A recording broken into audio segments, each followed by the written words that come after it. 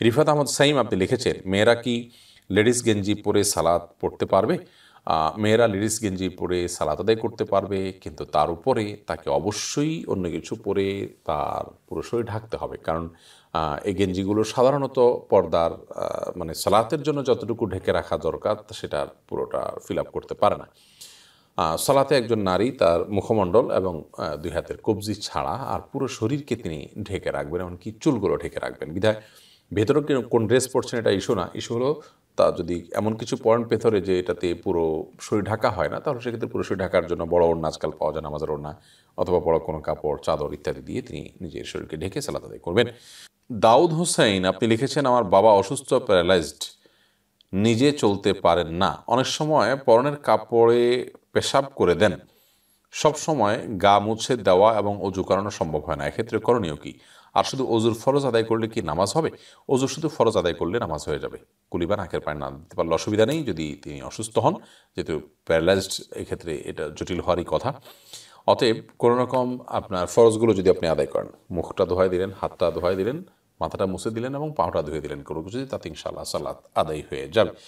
এবং একটু কষ্ট হয়, এতে কোনো সন্দেহ নাই, তারপরে এটুকু আপনাকে করতে হবে। হ্যাঁ, উজু যদি কোনোভাবে করানো সম্ভব না হয়, মুভমেন্ট করানো টাফ হয়ে যায়, তাহলে অন্তত তায়াম্মুমের মাটি দিয়ে তায়াম্মুম করে দেবেন, মুছাই দিবেন এবং তারপর তাকে সালাত আদায় করতে বলবেন। অর্থাৎ সাধ্য অনুযায়ী আপনাকে সর্বোচ্চটা চেষ্টা করতে হবে। পানি দিয়ে উজু করানোর সুযোগ থাকলে সর্বশেষ চেষ্টা আপনাকে এটা দিয়েই করতে হবে, কিন্তু না, এই সুযোগটাও যদি একেবারেই না থাকে, তাহলে সেক্ষেত্রে আপনি তায়াম্মুম করাতে পারেন। লা ইউকাল্লিফুল্লাহু নাফসান ইল্লা উসআহা, মানুষকে সাধ্যের বাইরে কোনো কিছু আল্লাহ তাআলা চাপিয়ে দেন না। এমনি সাজু মিয়া আপনি লিখেছেন, আমি একজন পুলিশ সদস্য, অনেক ক্ষেত্রে দায়িত্ব পালন করতে গিয়ে ওয়াক্ত মতো সালাত আদায় করতে পারি না বা ৫ ওয়াক্ত নামাজ সময় মতো পড়তে পারি না, এক্ষেত্রে আমার করণীয় কি? সময় মতো তো আপনাকে অবশ্যই পড়তে হবে ডিউটির মধ্যে থেকেও।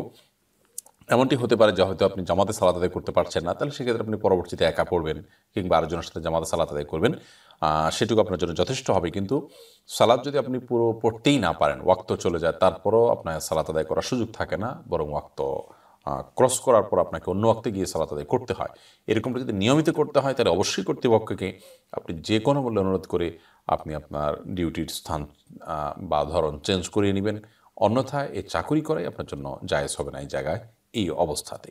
ফাতেমা বিনতে আশিক আপনি লিখেছেন, আমার আত্মীয়রা বাহিরে গেলে পর্দা করেন, কিন্তু বাসায় কোনো আত্মীয় নন মাহরাম আসলে তারা শুধু মাথায় কাপড় দেন, কিন্তু পরিপূর্ণ পর্দা করেন না।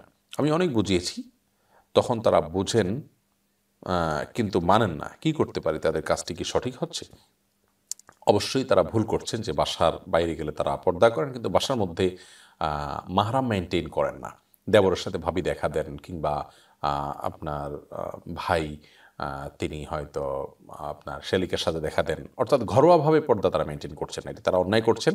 তাদেরকে এই পর্দার মেনটেন করার গুরুত্ব বোঝাবেন এবং আল্লাহর ভয় তাদের অন্তরে জাগ্রত করার চেষ্টা করবেন, শরীয়তের নির্দেশনা কি তার যৌক্তিকতাকে বোঝানোর চেষ্টা করবেন, না হলে অন্যদেরকে দিয়ে বোঝাবেন এবং তারা ভুল করছেন সেটাকে অবশ্যই উত্তম আচরণের মাধ্যমে সংশোধনের চেষ্টা করবেন।